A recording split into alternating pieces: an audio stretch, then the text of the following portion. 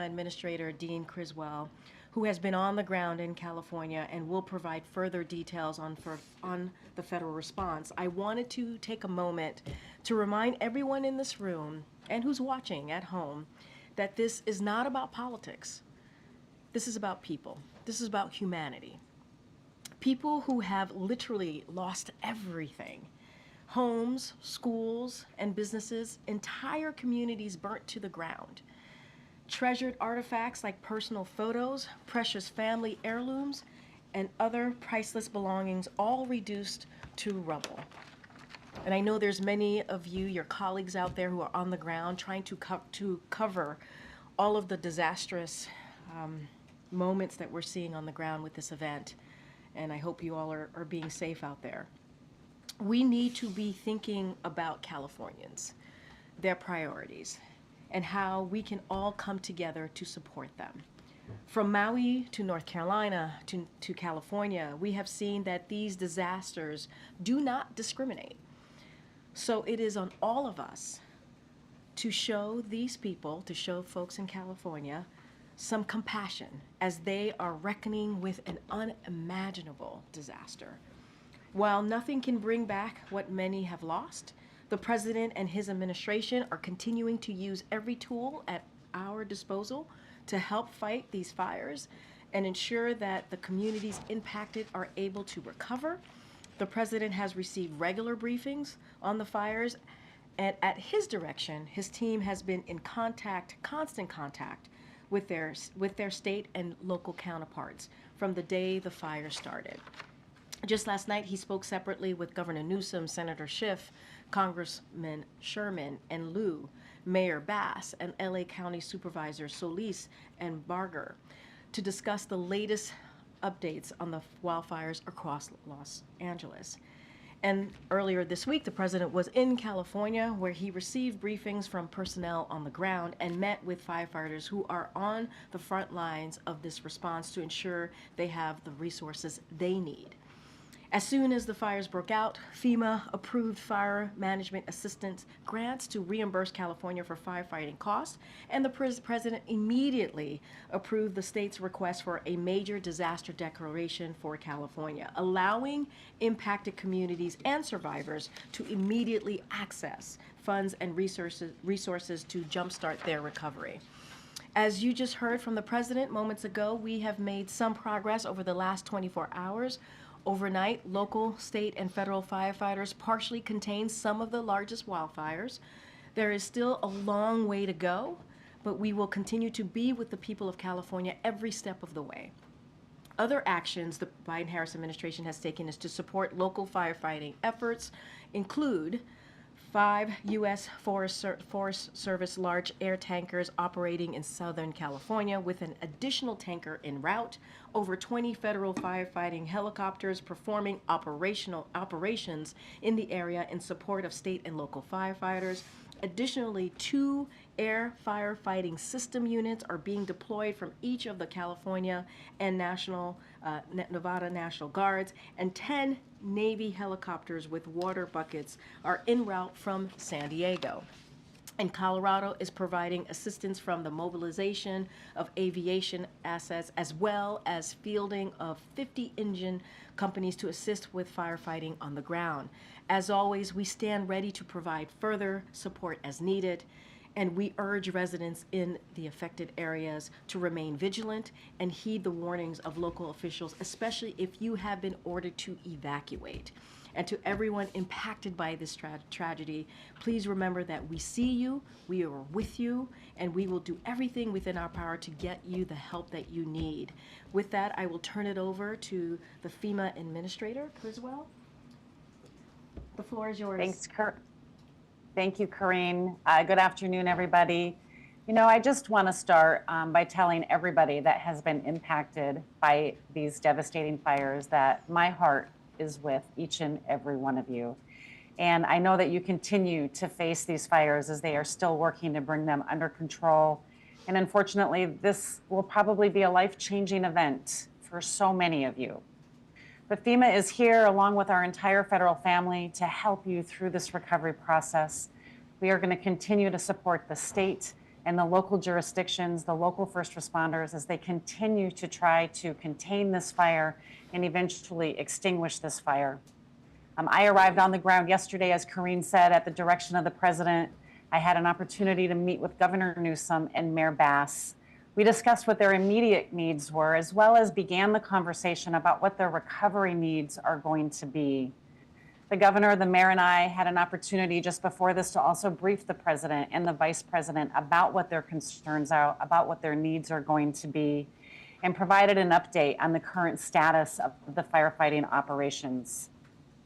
Yesterday, I also had an opportunity to receive briefings from the incident command posts at the Palisades fire, as well as the Eaton fire.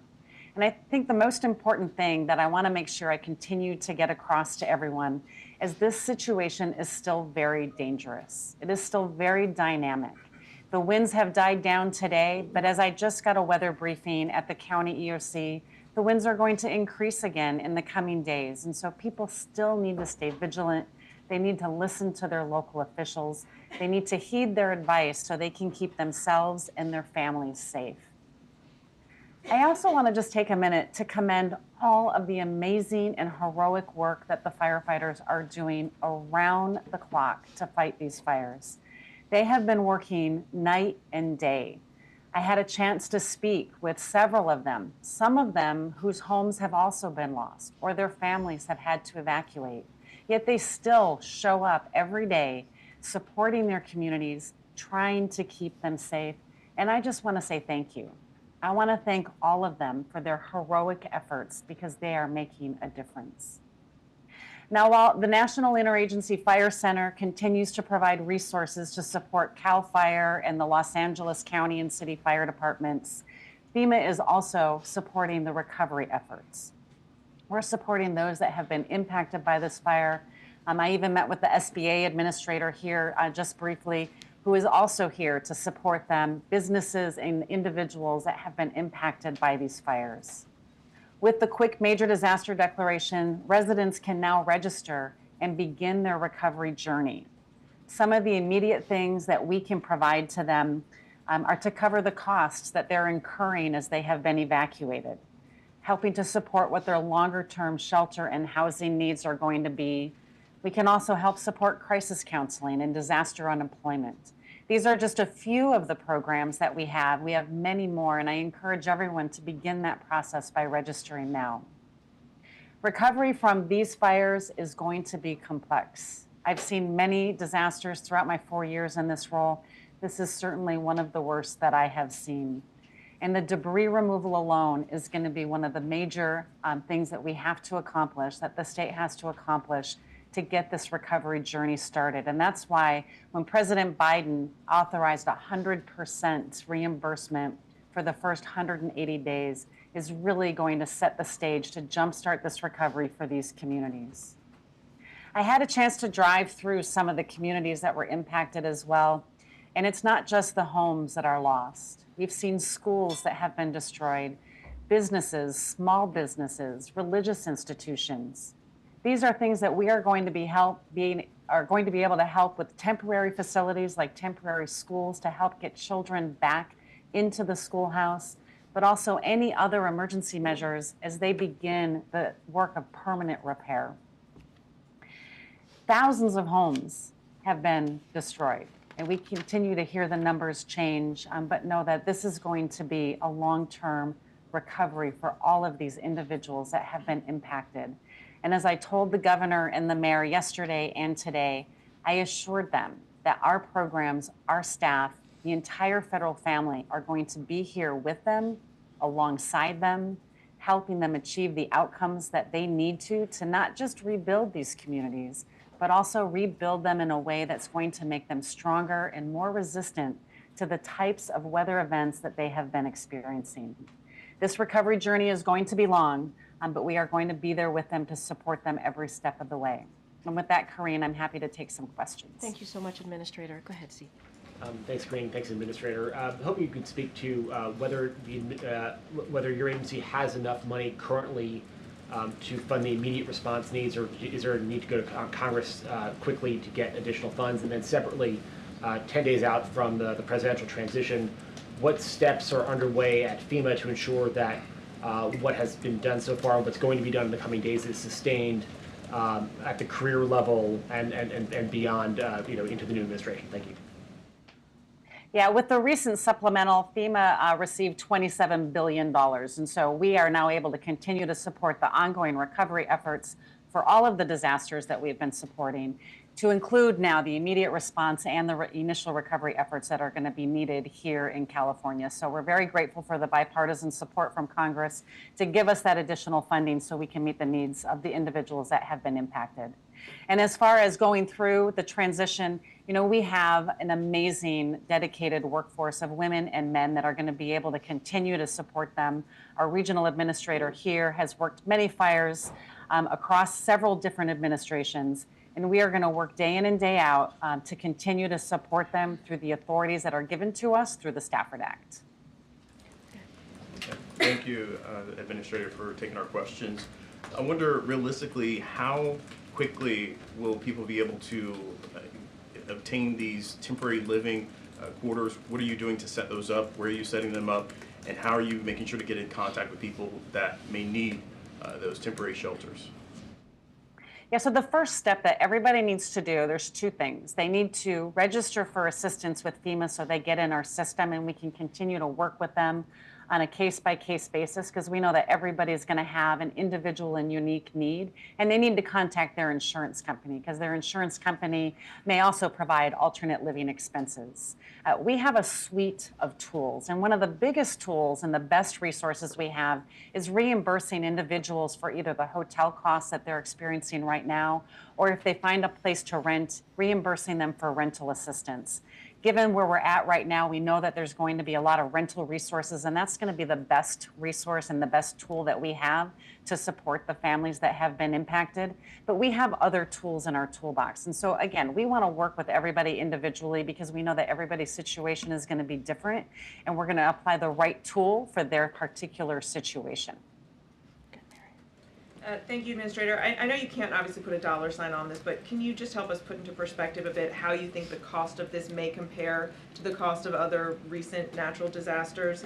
And I'm hoping you could also comment on some misinformation that's out there. We've seen these erroneous evacuation orders and how concerned you are that may lead to people to not responding to or not paying close enough attention to actual real alerts. Yeah, it's really hard right now on the cost of the disaster to put a number on it because we haven't been able to assess how much of the infrastructure has been damaged. I mean, we know the thousands of homes that have been impacted, but the real cost of these disasters comes from how much of the actual infrastructure has been damaged, the roads, the water system, the power, but also the soft costs and the economic impact. We know that this is going to be billions. And so we really want to continue to focus right now on whatever we can do to continue to support California in getting this fire suppressed and starting this recovery process. And again, thanks to the bipartisan support of Congress, we have enough funding to support those recovery efforts and these response efforts. And as far as the misinformation and the alert that went out, I mean, we want to make sure people are getting timely and accurate information. And I will defer to the county for the specifics on what they're doing as far as that alert, but know that it's part of our wireless emergency alert platform that FEMA offers to state and locals, and we are providing technical assistance to them to make sure we can help them understand what happened and ensure that it doesn't happen again, because we have to be able to send out accurate information so we can give people the right information and they know to believe it. Good job. Thanks, Green. Administrator, the President was referring in the Oval earlier and yesterday to, I guess, some misinformation about the fire hydrants. Can you just spell it out clearly? Is there a water shortage? Is there an issue with water? And if not, what's the issue? Yeah, I mean, I would really defer to the city and the county for the specifics, but what I have been briefed is that it was an overload of the system, right? There were so many simultaneous fires that happened at once. There was multiple firefighting resources that were utilizing and using the water system to put out these fires, and it put a strain on the system, and it takes time for that system to then regenerate. But the specifics on it, I really just want to make sure that you talk with them. As we heard from, the Los Angeles City Fire Chief yesterday, they have they plan for this. They have other resources available with water tenders, and now we have the ability to fly the aircraft into these communities to help put that fire out. And so it really, you talk about the multiple simultaneous fires that started, and it just put a strain on the system from my understanding. Just one follow-up on the coordination with the incoming administration. Are you speaking to anyone yourself on the transition, and has the misinformation aspect come up in those discussions? So we have a whole team dedicated to be working with the transition team, and they're providing regular briefings to them on a daily basis. And so we're providing whatever information that they ask for. President Biden committed to 180 days of 100% match on recovery funds. Just technically, how is he able to commit to 6 months when he's only going to be in office for 10 more days? Is that locked in, or could that change if the next administration has a different idea? You know, this is a practice that many administrations have utilized to help support the immediate needs in the response to one of these major catastrophic disasters. And what we want to be able to do is recognize the catastrophic impact of that. And the president has the authority through the statute, through law, to be able to commit this amount of funding to support the recovery efforts. I would hope that we look at this, as I think Corrine said earlier, that these are communities that have had a catastrophic impact, and that we want to make sure that we are doing everything we can as a federal family to support them on this recovery journey. The statute, the law, allows us to do exactly what we did and allows the president to make that determination, and this is what they need. They need this support in order to facilitate the recovery that's going to have to happen. And just a quick follow, does that mean that it can't be rolled back? I mean, I'm certain that, you know, anybody can make a determination on if they want to do something or not, but this was done according to the statute, and I would think that the statute would say that this is the direction that needs to happen and that it shouldn't be rolled back. This is Arlette Sines with CNN. In your conversations with any of the local officials, have any of them expressed concerns about the possibility that that funding could be rolled back? Well, I think I've gotten the question from several people about what's going to happen over the transition. And the same thing that I've said to you is that we have dedicated career women and men that have been supporting disaster response for everywhere around the country, not just this administration, but the previous administration and every administration before that. And the actions that we have taken in this administration are no different than the types of declarations that have happened before. And I want to assure them that the law, the Stafford Act, that gives us the authority to provide these declarations is one that has withstood since 1979, and we will continue to implement it as directed by the law. Kelly. Administrator Kelly O'Donnell from NBC. Do you have concerns about the inventory of available housing for people who've been displaced and for the length of time it would take for rebuilding? Obviously, it's going to be some time before you could even clear parcels that people may own or what have you. Do you see almost an extinction of some of these communities for a period of time? So we're going to work with the state to understand what the housing stock is, because as I said, one of the best resources that we have is our rental assistance, and we want to get people into that longer term temporary situation as quickly as possible so they can continue on with their lives. We're going to have to do an assessment to see what the availability is, and then determine if we're going to need to bring in other tools to help support the ongoing housing requirement for these communities. But know that our goal is to keep people in these communities. We do not want them to move far from their communities. This is where they work. This is where their schools are. This is where their family, their religious institutions are. And so our goal is to find everything we can as close to their communities so they can keep the community part of them intact, right? The houses and the buildings might be gone, but the community stays, right? That community spirit will always be there. And so that is what our goal is, and that's what we'll work with the state and the county to achieve. In the back, go ahead. Thanks, Corinne. Thanks, Administrator. The President previewed that the death toll was likely to increase. Does the federal government have a handle on how many missing people there are, as well as any advice you have for people dealing with air quality issues at the moment? So I didn't hear the second question, but to answer the first question, that's something I would have to defer to the state. All of those numbers come from the coroner to determine the number of fatalities, and the number missing is something that they'll track. We're just going to continue to support them if they need resources to help with that. And then what was your second question? Just about advice that you would have for people dealing with air quality issues in the area?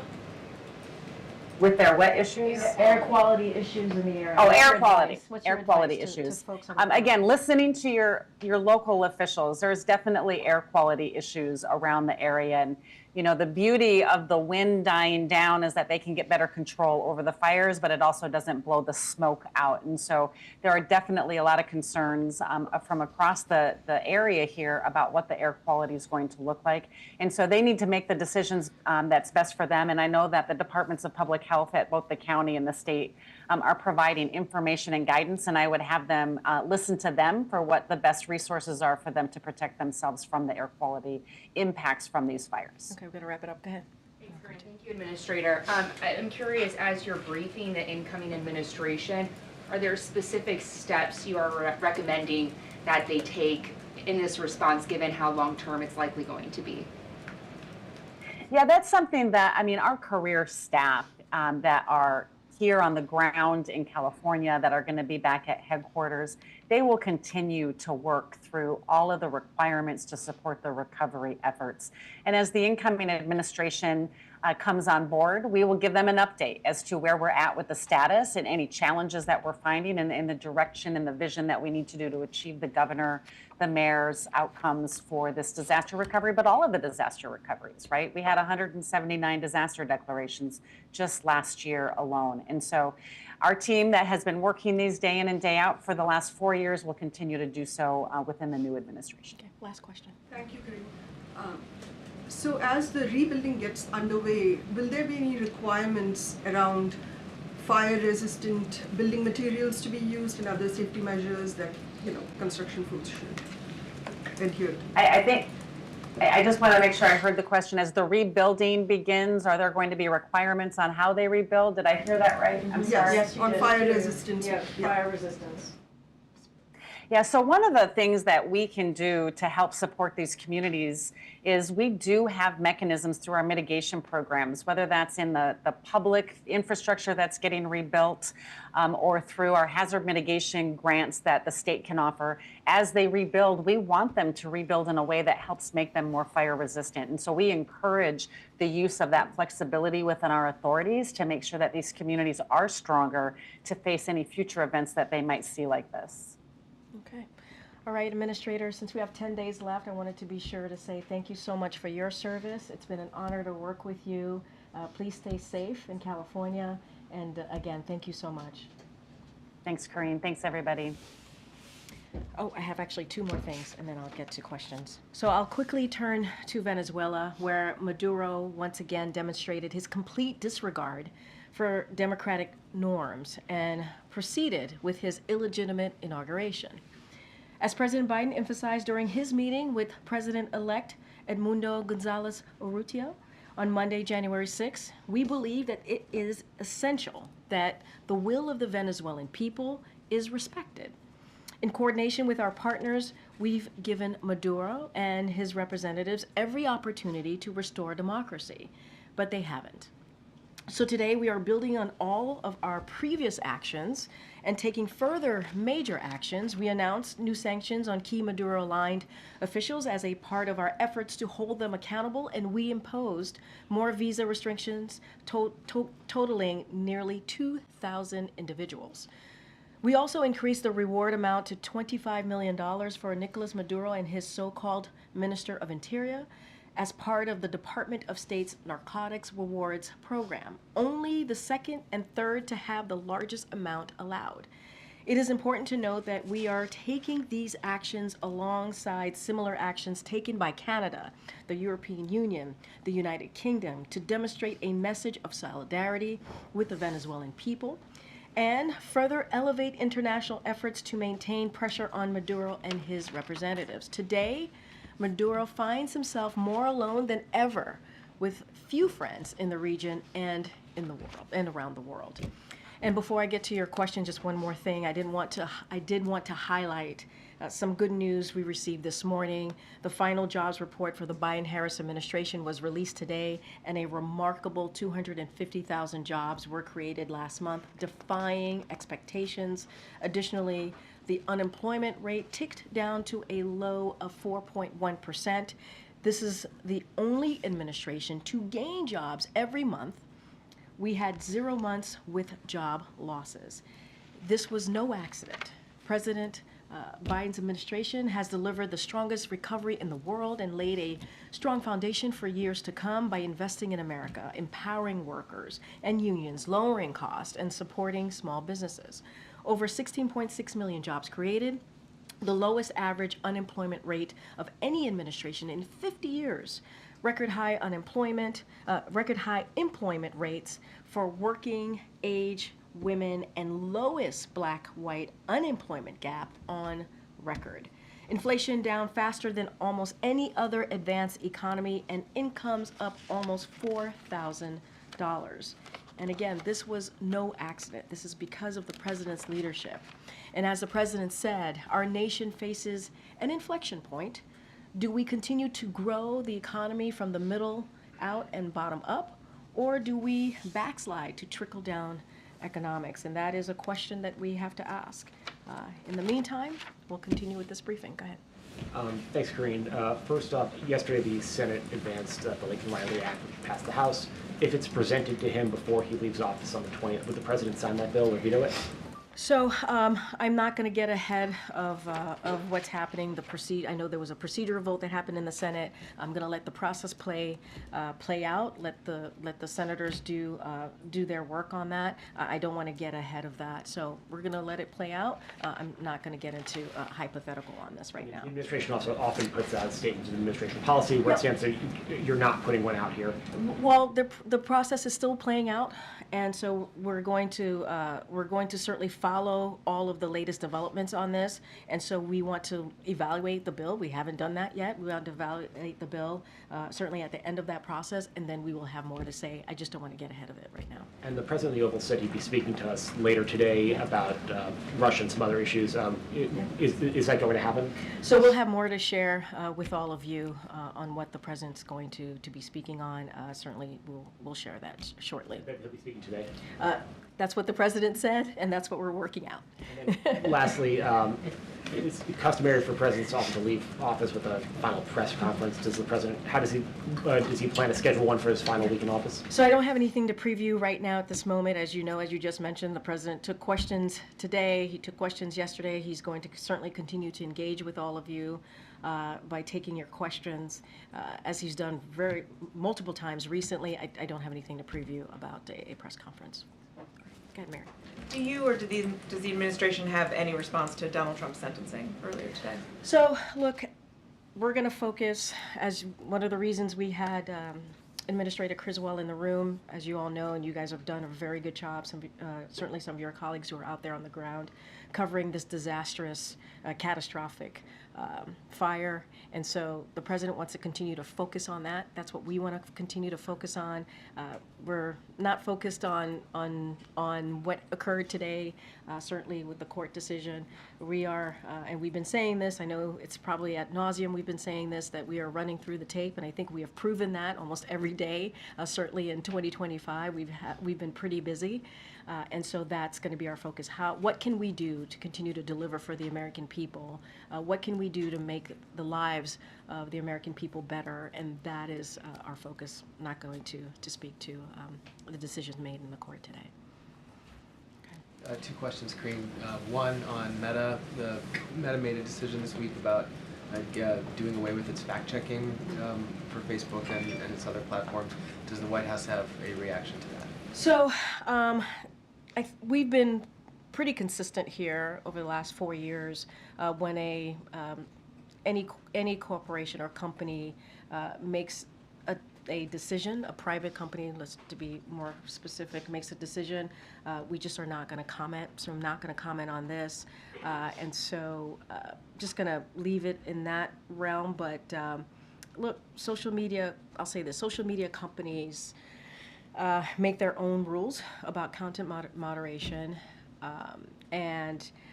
But with that said, we have been outspoken about our belief that the social media companies have an important role to play in enforcing their own rules to prevent the spread of misinformation. That is a responsibility that that company has, and we've always been pretty clear about that. But speaking specifically to an announcement, we're just not going to comment on that.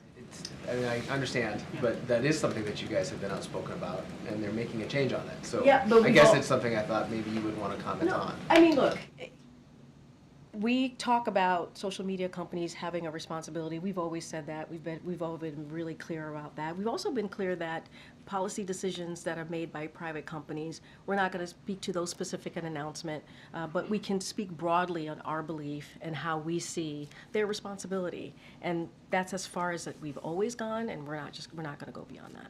Just briefly on another topic, with regard to the Russia sanctions that were announced today, does the President, does the White House have any concern that that could lead to an increase in gas prices for consumers? So look, we took aim today in your question at Russia's largest resources of revenue and imposed significant sanctions on the Russian energy sector. These sanctions certainly target both Russian oil and LNG, and we expect our actions to cost Russia upwards to billions of dollars per month. And so that's important to note as well. And these also, let's not forget that these are also, these sanctions really continue for us to make good on a commitment that we made, that the President made, and his G7 counterparts made to target Russia's ability to use its energy sector to fund and sustain this war. We've talked about this for some time, and so now the President certainly made good on that commitment. So it's not just us. Obviously, we joined these actions with the UK, which imposed significant and complementary actions of its own. And so I think it is important to note that, by taking these significant actions against Russia, oil markets are in fundamentally better place. That's number one.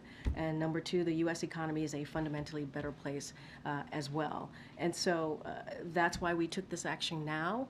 This is a commitment that the President wanted to uphold, not just the President, but also the G7, his G7 counterparts, and that's what you're seeing right now. But my question was whether you're concerned that it will lead to an increase in gas prices. I mean, look, I've said, look, one of the things that we expect and we believe is that the supply of energy is going to exceed global demand through this year with ample capacity within the outside of OPEC Plus to increase production if necessary.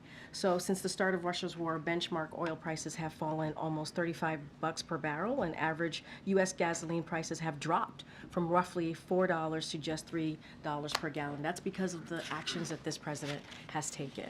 And so that is what we want to continue to see. And so that's what we also think will continue to be. Like the gas prices, we believe the gas prices will continue to be where it is and continue to go down because of the actions that the President has taken. President Biden was expected to meet with Ukrainian President Zelensky when he was in Rome today. Is he planning to speak with him? So the President did speak to President Zelensky moments ago. We will have a readout for all of you. Obviously, the President wanted to reach out to President Zelensky because, as you just stated, they were supposed to meet in Rome. It did not happen because the President decided to stay and be back here because of the catastrophic fires, obviously, that we're seeing in Southern California. So the President decided to stay back, but they did have a conversation. They spoke moments ago, and so I know the team, before I came out here, was going to work on a readout, and so we'll have that out to all of you soon. In his interview with the USA Today earlier this week, the President talked a bit about preemptive pardons, saying that they are still potentially on the table. Can you speak a little bit about the scope that he is considering when it comes to that, and if he's any closer to it? So we have been saying that the President will have more to say, more to announce on pardons and commutations. So that is, we have 10 days to go. So certainly that will be very soon that we'll make those announcements. I'm not going to get into the scope. I'm not going to get ahead of the President, but we will be making some more additional announcements on pardons and commutations before the end of his term. Okay. You mentioned the president spoke with Zelensky, but is he also going to have a conversation with the Pope? I know he was also supposed to meet with him. Yeah. Or is there any thought that the Rome trip could sort of reemerge in the final 10 days? I don't have anything to say, to add or to announce about a change in schedule. What I can say is, I just mentioned that he spoke to President Zelensky. He wanted to share with the president our continued support for Ukraine, which you've seen over the past 3 years. And so that was a part of their conversation. As it relates to the Pope, I don't have anything to announce about a conversation with the Pope. And so if we have anything to share, we certainly will share with that with all of you. Kelly. Has the president received any updated information about the status of his son's home in California? Also, his granddaughter lives there now. He did make some reference to seeing some pictures. I wasn't quite certain I heard it correctly, related to Secret Service being burned out. Can you give us an update on anything that relates to the family? So what I can say, Secret Service, you would have to reach out to the Secret Service for them to speak to any developments and what has occurred with them. As it relates to the president and his son, I don't have anything else to add beyond what the president shared. Just don't have anything at this time. Is he inquiring and getting any on-the-ground information related to I him? don't have anything to share. What I can say is that when it relates to Secret Service, certainly you have to reach out to the Secret Service, but obviously he's in close touch with his son and his family. Because he referenced that, and they would only be present if protectees were at issue, and they would be connected to the president. So that's why I'm asking if he's getting any update on anything related to that. Well, again, I don't have anything else to add to what the president shared. As it relates to Secret Service and protectees and what they're doing specifically, you would have to reach out to the Secret Service, and we've been pretty consistent on that. And did he have any opportunity at all to speak to the president-elect about the fires? And they were obviously briefly in the same place yesterday with the Carter funeral and so forth. Does he see a need to, I know there's a full transition I was operation. going to say, there's a full transition operation. Fully You aware heard of that, you but, heard the administrator talk about their kind of process on that side as it relates to FEMA. Don't have a conversation to read out that the president had with the president-elect. But as you said, there's a transition happening. We want it to be effective. We want to make sure that they have what they need. And so that continues. And one last one. Yeah. As a part of transition, is an office of the former president also being stood up, and would that be in Delaware, presumably? Yeah, I don't have anything to say about location, but the protocols that normally occur when a president leaves his post, it's going to continue. I don't have a location for you.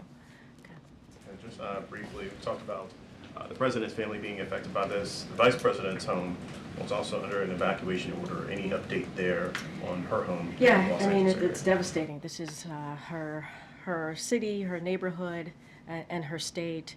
I would have to refer you to the vice president's office on any updates that they might share with you. I don't have anything for you at this time, but certainly it's devastating. So many people are affected by this, and it's heartbreaking. Just a quick follow-up. Will she travel to the Los Angeles area this weekend? Is there any travel plan for her? I would refer you to the vice president's office on any travel or her schedule. One more. Yeah, One sure. quick one, I promise.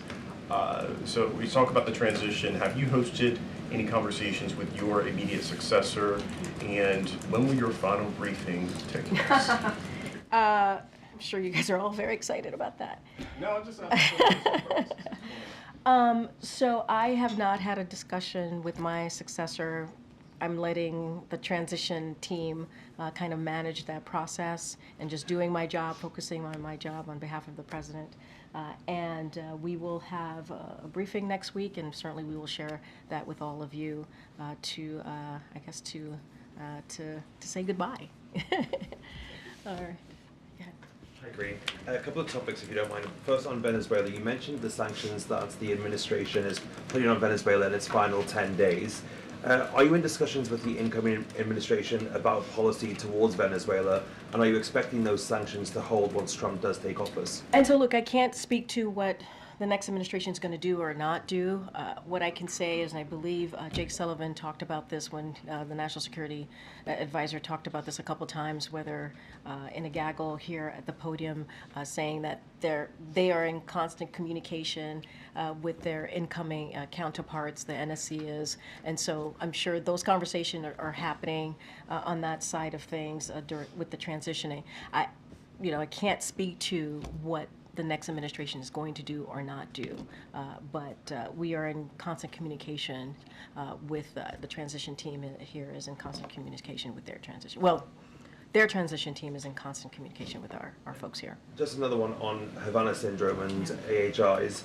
There's been a slight shift in the intelligence community assessment surrounding this phenomenon. Yeah. Does the White House believe that this is because of foreign actors? It's happening because of foreign actors? So look, we put out a statement on this, so I would certainly refer you to the statement that came out from my colleague out of the National Security Council.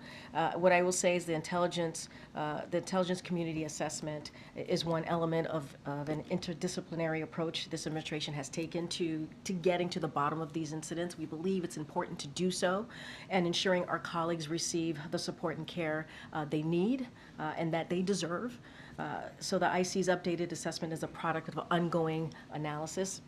That's basically what is stated in our statement, to make sure that we continue those efforts, which we welcome and which only reinforce why it is vital for the U.S. government to continue critical research, investigate credible incidents, and provide care. So they're an ongoing process, and so that is part of what certainly our statement stated, and also what the ICA said as well. I read that statement from Yep. Sean earlier, and Yep. part of it said that the current administration will be briefing the incoming administration about this to continue that work. What does that kind of briefing process look like, and what does it involve? I mean, look, I'm not going to get into private discussions or conversations. Obviously, this is a intelligence community situation, so I'm going to leave it in their, certainly in their hands. So I'm not going to divulge or get into what those conversations will look like. But like I've said multiple times, we are certainly keeping the transition team up to date on matters that are important, certainly to our national security, but to the American people. That's great. Go ahead, Josh. The Supreme Court indicated today that it will allow these TikTok ban or divestment ruling to proceed with the deadline of January 19th. Does the administration have a position on whether that should happen? Of course, the incoming administration, he's changed his view. So, look, we've been very clear about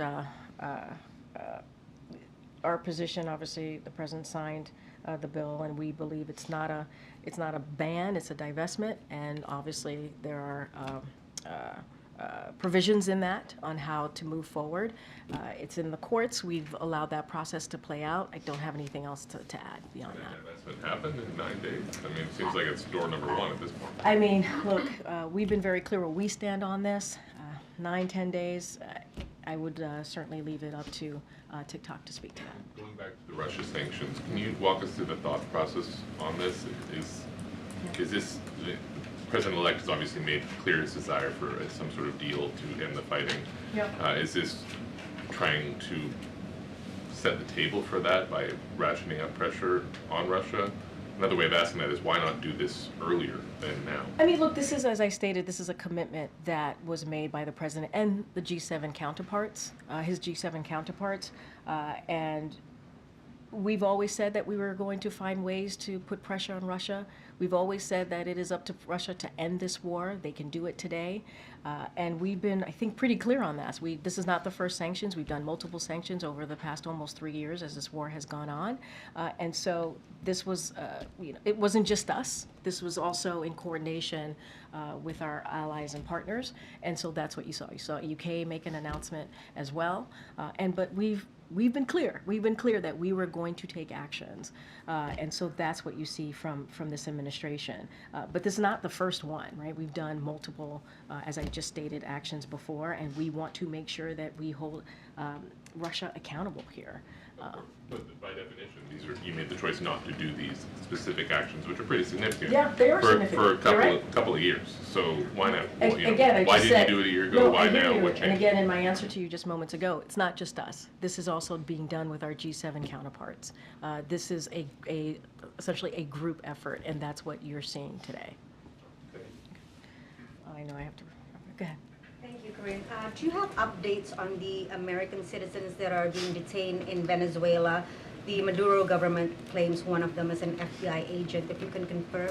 So I don't have any updates for you at this time. I certainly would refer you to the State Department. Look, when it comes to Americans being held hostage, wrongfully detained, you have seen from this administration our efforts to make sure that we get Americans home. I think we have shown some success in doing that, and that is going to continue to be our commitment, even though we have 9-10 days left. I don't have an update on this particular individual. I certainly would refer you to the State Department. One more, if we can get a reaction on Indonesia becoming a full member of BRICS. Indonesia is obviously Southeast Asia's largest economy that could lend credibility to BRICS' ambition to become the alternative to the G7, particularly as we head into the new U.S. administration, which may have a different approach towards multilateral cooperation. So I don't have anything specific to say about this. I would have to refer you to our National Security Council on that particular question. Okay, Garrett. Thanks, Corinne. Meta also reportedly eliminated its DEI programs in hiring, training, and picking suppliers. And they cite the Supreme Court ruling in affirmative action. I know you said that you wouldn't comment on business policies, but the administration really went out of its way to sort of convince businesses not to interpret that ruling as anything that further than that. Is there a disappointment there that companies like Meta, McDonald's, Walmart are rolling back these DEI policies? So, not going to comment on a specific action that a private company takes, but what I can say is that you've heard from this president, you've heard from this administration, diversity is our greatest strength. You have seen this not just by words, by action that this president has taken, and certainly that is a sentiment you've heard echoed by leaders across businesses and government, not just us. And so that continues to be our stance on this. It is important to have different voices around the table. It is important to have different voices, working on policy to make sure that we are delivering for the American people. And that's what we have done. That's what we have shown. And as it relates to specific companies, I'm just not going to comment on that policy. But I think by our actions and what you have seen us do over the last 4 years, our commitment to that, our commitment to making sure communities that are normally left behind have a voice or not, don't feel like they don't have access, and changing that around. We have done that in many ways, whether it's the economy, whether it's lowering cost on prescription drugs, making sure manufacturing jobs come back, helping for wages to go up. We have done this and shown our commitment to that. Again, I'm not going to speak to any particular company. Yeah, sure. I recently spoke to Reverend Al Sharpton, and he said that he would like the president to issue a pardon for Baltimore County State Attorney Marilyn Mosby and Jesse Jackson Jr. Can we expect to hear an announcement on any high-profile pardons such as these? Yeah, I'm not going to get ahead of the president. He's going to make some more announcements or pardons and commutations. Certainly, we've heard from groups out there who have certainly been very vocal about what they think the president should do. The president and his team is working through it. They're trying to figure out the best way forward. Obviously, the president believes in Americans who have shown that they can get a second chance to have that second chance. And I think you've seen that. This is a president that has been pretty historic in his actions in moving forward with pardons and commutations. I'm not going to get ahead of him. Karen. Thanks, Corinne. Does the president expect that President-elect Trump will be here in the morning before the inauguration? Has that invitation been accepted by the president? I would refer you to the transition team to speak to what the president-elect is going to do or not do on January 20th. But he extended the invitation to come here. That is something that is a tradition, so obviously we are going to try to continue that tradition, but I would have to refer you to his transition team. Go ahead, Emma. Thanks. I had a few follow-up questions on the transition process. To follow up what Karen was asking, it's also a tradition for the president, incoming president, to stay at Blair House. Is that an invitation that's been extended? I don't have anything to share on if the president-elect is going to be staying at the Blair House.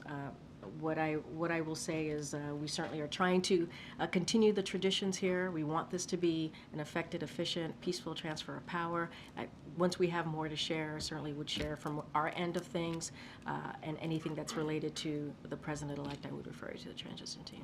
We've seen some moving trucks out here today. Can you talk about where you guys are physically in the process, and have there been any directives? Because I know in the past with the other administration there's been issues with classified documents and mix-ups, and I know you guys have said you want to be careful and follow the rules. So we are going to do our best, certainly to be careful, to follow the rules, to do this the right way, to follow traditions, obviously, as the president truly wants to do, as he showed right after the election, having the president-elect in the Oval Office, and putting everything aside and making sure that we were putting the American people first and what they wanted, respecting the results of the election. That's what you've seen from this administration. And we have 9-10 days left, and we're trying to run through the tape, do everything that we can, and get out of here in time on January 20th. Good.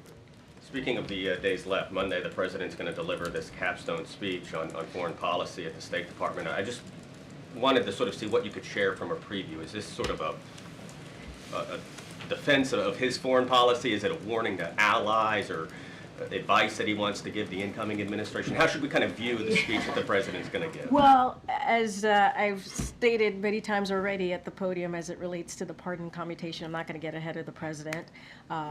And so he wanted to make the speech. There has been, there has been some key events, obviously, that has happened across the globe in his tenure. And this is someone who has been, when it comes to foreign policy, that is something that has been a key pillar of who he is and how, in his career.